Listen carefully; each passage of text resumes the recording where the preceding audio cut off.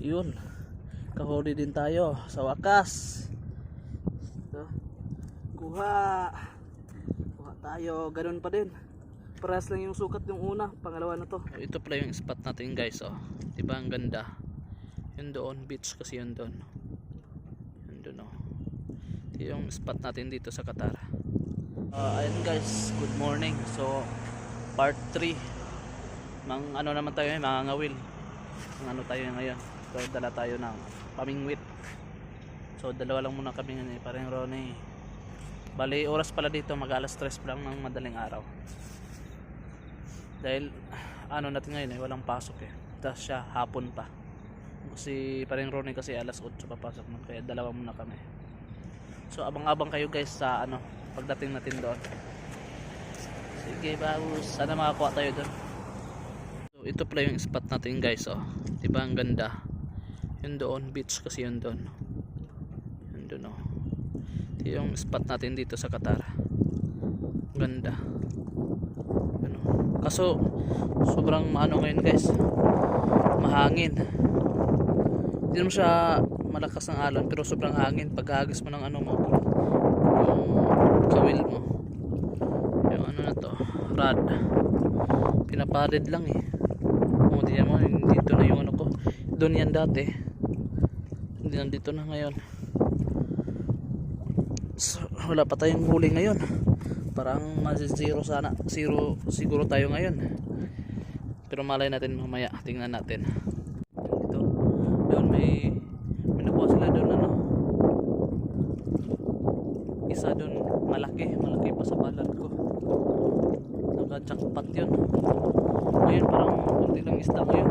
Doon ko sa panahon din siguro yan. Kasi hindi natin alam yung panahon dapat pa natin yung panahon kung ano talaga yung maraming isda na magsilabasan. So ayan, abang-abang lang kayo guys kung may makuha man tayo o wala. So aron, yun, kahuli din tayo sa wakas. Wala guys, kahuli din tayo sa wakas, oh. Kaso yung handle natin ng yan, oh, natanggal, nawala yung lock. Ano bang klaseng isda to guys sa lugar niya? Ito, yan, oh. 1-0. So okay na, at least nakaisa tayo. Oh, sige, galaw-galaw dyan. So sana makakuha pa tayo sa sunod. Thank you guys.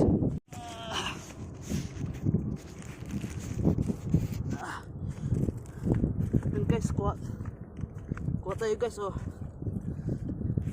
Kita niyo ba?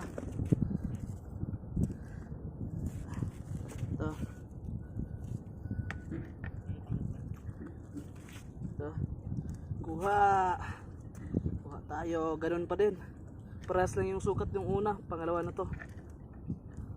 May isda tayo lang siya guys.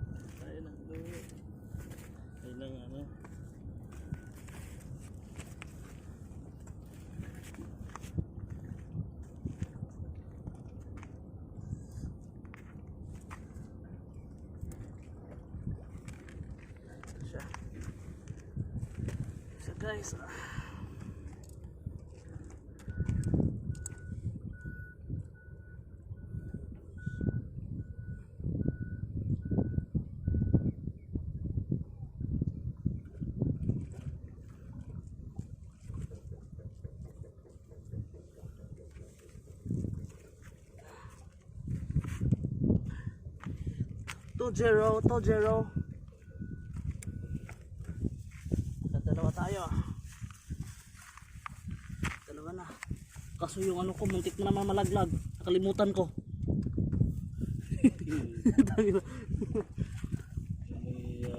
Ganitong oras na may nagano na. Ganito nga nagsisimula magdatingan yung ibig sabihin may isda pag ganitong oras. So yan guys, pauwi na tayo. Medyo na lang tayo ngayon, dalawa lang yung kuha natin. So bali at least di pa rin na zero pa rin, may dalawa. Medyo malabo kasi yung dagat ngayon mahangin pa. Siguro panahon lang din siguro yung ngayon mga isda. Pero maganda namang spot namin. least di ka pa rin mag-zero talaga. Ano tayo dito?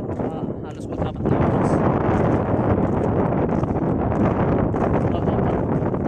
Tatlong oras na pala tayo. Tatlong oras na. Tingin lang kayo sa dagat guys.